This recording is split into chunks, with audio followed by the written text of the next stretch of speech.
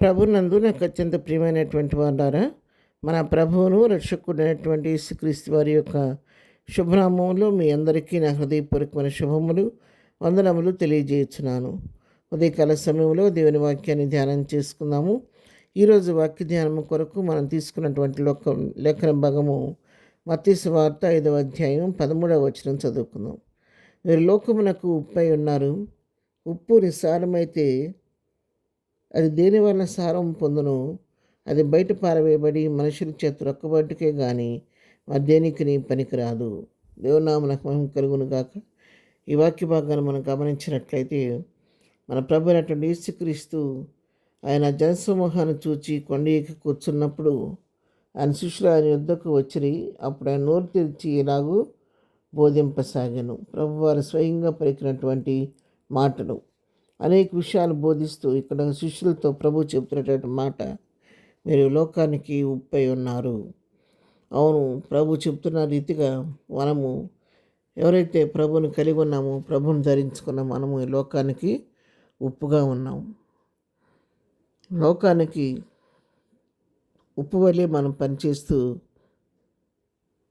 అనేక జీవితాలు ప్రభు వైపు త్రిప్పవలసిన బాధ్యత మన పైన ఉంది. ఉప్పు పదార్థాలకు రుచి కలిగిస్తూ ఉంటుంది.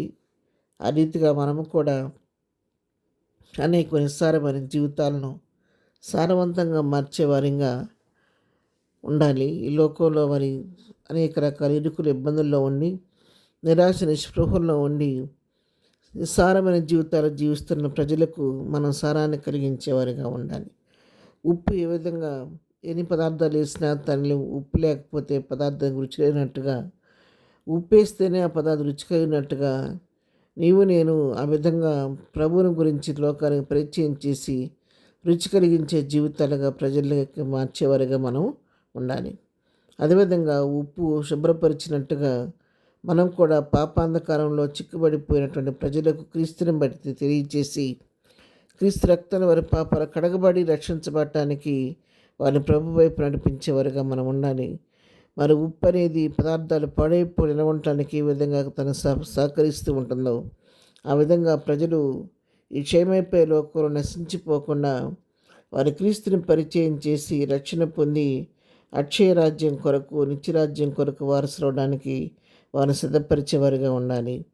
ఉప్పు అనేది కూరలో ఒకసారి వేసిన తర్వాత దాన్ని వెతికితే దాన్ని మనకు కనబడదు. అంటే దాని స్వరూపాన్ని దాన్ని కోల్పోయి ఆ రుచిని మాత్రం ఇస్తుంది, కానీ తను ఎక్కడ కనబడకుండా మరుగైపోయినట్లుగా మనం కూడా మనల్ని మనం హెచ్చించుకోవటం ఆపివేసి మనం పైకి కనబడటం కాదు, కానీ మనం మరుగైపోయి క్రీస్తుని మాత్రం లోకానికి పరిచయం చేసి ఆ కార్యం జరగటానికి కారకులుగా మనం ఉండాలి. కానీ మనం పైకి ఉప్పొంగేవారిగా కనపడేవారిగా మనం ఉండకూడదనే సత్యాన్ని ఉప్పు ద్వారా మనం తెలుసుకుంటూ ఉన్నాం.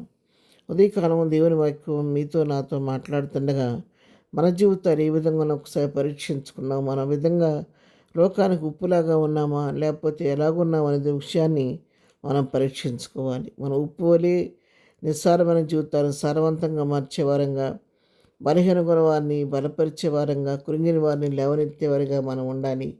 మరి అంతేకాదు, మరి నశించిపోకుండా వారిని రక్షించేవారిగా మనం ఉండాలి. మనం మరుగైపోయి ప్రభువుని లోకానికి పరిచయం చేసేవారిగా మనం ఉండాలి. నశించిపోతున్న లోకాన్ని పాపాంధకారం నుంచి విడిపించేవారిగా మనం ఉండాలనే సత్యాన్ని మనం తెలుసుకున్నాం. కాబట్టి ఆ విధంగా ఉప్పు వలె లోకానికి ఉపయోగకరంగా జీవిస్తూ అనేకుల్ని ప్రభు వైపు త్రిప్పేవారిగా ఉందాము. ప్రార్థన. ప్రేమగల తండ్రి, పరిశుద్ధుని పాదములకు వందనాలు. మా జీవితాల్లో మేము ప్రభా ఉప్పు వలె జీవిస్తూ నేను నా మహిం కొరకు నిన్ను పోలి లోకంలో జీవించి అనేకులను త్రిప్పగలిగిన కృప మాకు దయచేయండి. ఈ దినం మేము చేయ పని పాటలో తోడుగా ఉండండి. మా రాకపోకలో క్షేమం దయచేయండి. ఈ దినం బర్త్డే మ్యారేజ్ చేసుకున్నప్పుడు దీవించండి, ఆశీర్వదించండి. బలహీనంగా ఉన్నవారిని ముట్టండి, స్వస్థపరచండి. దుఃఖంలో ఉన్నవారిని ఓదార్చండి, సమస్యలు ఉన్న వారిని విడిపించండి. ప్రియులైన వారిని కోల్పోయి దుఃఖంలో ఉన్న వారికి కావాల్సిన ఆదరణ కలిగి చేయండి. ఎవరు ఏ సమస్యలో ఉన్నా ఆ సమస్యలు పరిష్కరించండి. ప్రతి వారి పట్ల నీ కృప విస్తరింపచేయండి. ఈ దినవంతా నీ కృపాక్షేమాలు మాకు తోడుగా ఉంచి మా పనిపాటలో అన్ని విషయాలు నీ గైడెన్స్ మాకు మెండుగా దయచేసి దీవెనలతో నింపి నడిపించమని యేసు నామములో ప్రార్థించి అడిగి పొందుకొని ఉన్నాము తండ్రి. ఆమెన్. ప్రభు కృప సదాకాలం మనందరికీ తోడై నడిపించునుగాక. ఆమెన్.